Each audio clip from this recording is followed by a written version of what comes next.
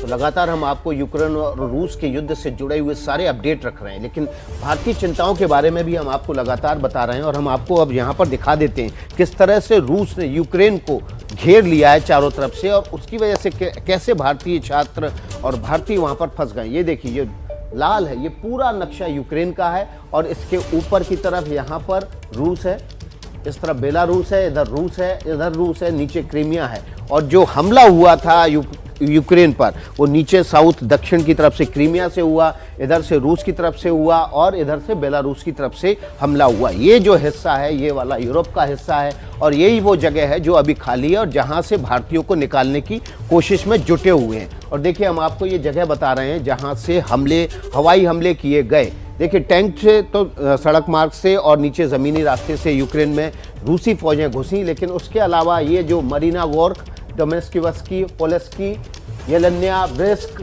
क्यूबिका और मेलेरोवो, बोल्गाग्रोद, मोरोजोवस्का और ये जो येयस्क, क्रिमिस्क, ये वो जगह हैं जहां से हवाई हमले किए गए। इसके अलावा मीर सुल्तान एली, और यहाँ से भी हवाई हमले किए गए। यहाँ पर आपको ओडेसा है जो कि एक पोर्ट है यूक्रेन का, उस पर नेवल अटैक किया गया, वो यहाँ से किया गया और सीधे उसको भी बंद कर दिया गया। तो यूक्रेन को चारों तरफ से घेर लिया गया, और इसी वजह से भारतीय छात्र यहाँ पर फंसे हुए हैं, उनको निकालने की कोशिश की जा रही है। कल जब प्रधानमंत्री मोदी और राष्ट्रपति व्लादिमीर पुतिन की बातचीत हुई तो उसमें रूसी प्रशासन ने इस मामले में भारत का सहयोग करने की बात कही। भारत की तरफ से साफ बताया गया कि हम उनको जो 3 तरफ से युद्ध क्षेत्र है उसके बजाय हंगरी के रास्ते हम यहाँ से निकालना चाहते हैं, उसमें आप मदद करें। और यहाँ कीव है, जो कीव की राजधानी तक रूसी सेना पहुंच चुकी है। अब हालात अगले कुछ घंटों के भीतर स्पष्ट होंगे कि रूस किस तरह से यहाँ पर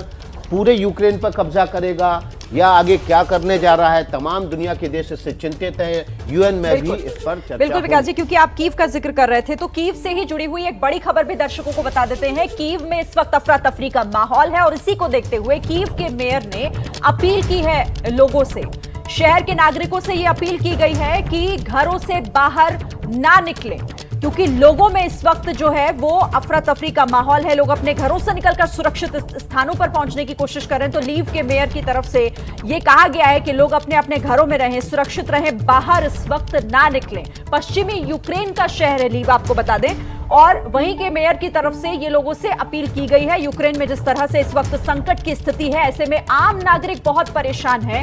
सभी को इस बात का खतरा बना हुआ है कि कहीं वो इस हमले का शिकार ना हो जाएं, और ऐसे में अफरा तफरी में पैनिक हो रहे हैं और लोग घरों से बाहर निकल रहे हैं। इसी को लेकर कोशिश ये हो रही है कि लोगों को समझाया बुझाया भी जा सके संकट की इस घड़ी में।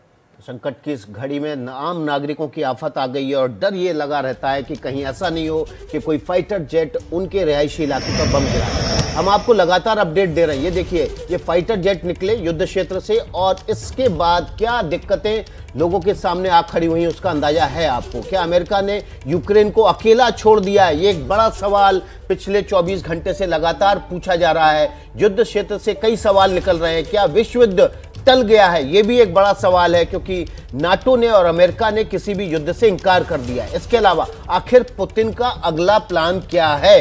ये भी एक बड़ा अहम सवाल बना हुआ है जिसका जवाब दुनिया जानना चाहती है, और ये वो सवाल हैं जिनके जवाब दुनिया जानना चाहती है। अगले कुछ घंटों के भीतर ये जवाब भी दुनिया के सामने होंगे।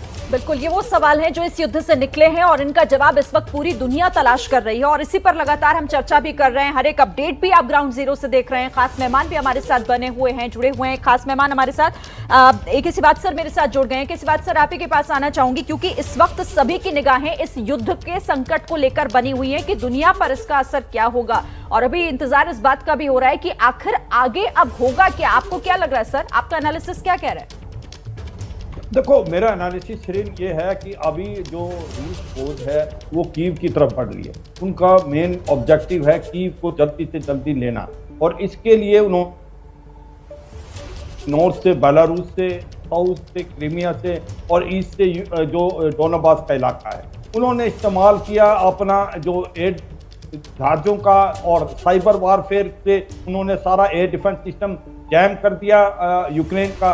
और आज एक पूरी एयर सुपेरियरिटी है, एयर डोमिनेंस है रशियन का, और उससे टैंक और आपके टैंक और आपके अटैक हेक्टर की मदद से वो अब आगे बढ़ रहे हैं और उन्होंने घेरा लगा दिया कीव में।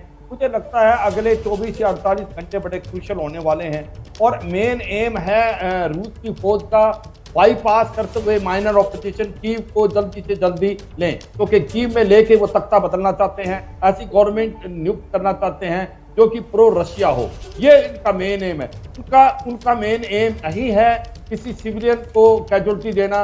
ये सिविलियन की कैजुअलिटी जो है वो कोलेटरल डैमेज से हो रही है, तो ये सच्चाई है। अब इसका इम्पैक्ट क्या होगा? देखो, इम्पैक्ट तो पहले ही स्टार्ट हो गया है, क्योंकि गैस और ऑयल के प्राइसेस बहुत ज्यादा शूट अप हो गए हैं। उसके बाद क्या होगा कि अभी जो जीडीपी पूरे वर्ल्ड का कम से कम 1 से 2% श्रिंक करेगा, जिस प्रकार से यहाँ पर हानि पहुंचेगी चारों तरफ। मुझे लगता है इस सारे गेम के अंदर जो यूक्रेन है वो बलि का बकरा बन गया है, क्योंकि जिस प्रकार से उन्होंने नेटो कंट्री ने उसको भरोसा दिलाया वो करता रहा जो नहीं करना चाहिए था, और रूस के साथ अकेला पड़ गया है, क्योंकि बूट्स ऑन ग्राउंड तो नेटो भेज नहीं रहा। जो मिलिट्री हार्डवेयर है उसका कोई खास फायदा हो, रूस और जो यूक्रेन है उसके अंदर कोई कंपैरिजन नहीं है। रूस की जो फौज है कम से कम 60 गुना ज्यादा स्ट्रॉन्ग है इनसे, तो मुकाबला कितनी देर कर सकेंगे? नहीं। तो जब बूट्स ऑन द ग्राउंड नहीं है तो एक प्रकार से मुझे लगता है कि जो नेटो है फोर्सेज उसने एक प्रकार से इसको छोड़ दिया है। और ऐसे में जो यूक्रेन को सोचना चाहिए था, उसके जो प्रेसिडेंट जेलेंस्की है वो बार बार कह रहे थे कि नेटो का हिस्सा बनेंगे, उससे ये एग्रीवेट हुई सिचुएशन। रूस कभी भी यूक्रेन को नेटो का हिस्सा नहीं बनने देगा, क्योंकि वो नहीं चाहता कि नेटो की फोर्सेज रूस के नजदीक आए। यही एक मेन रीजन था, और नेटो उसको झूठा विश्वास दिलाता रहा, अंत में उसको छोड़ दिया।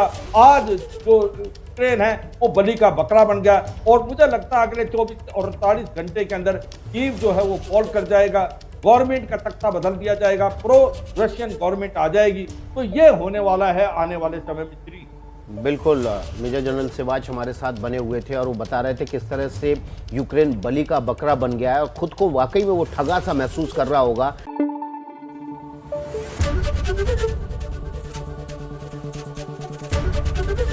एबीपी न्यूज आपको रखे आगे।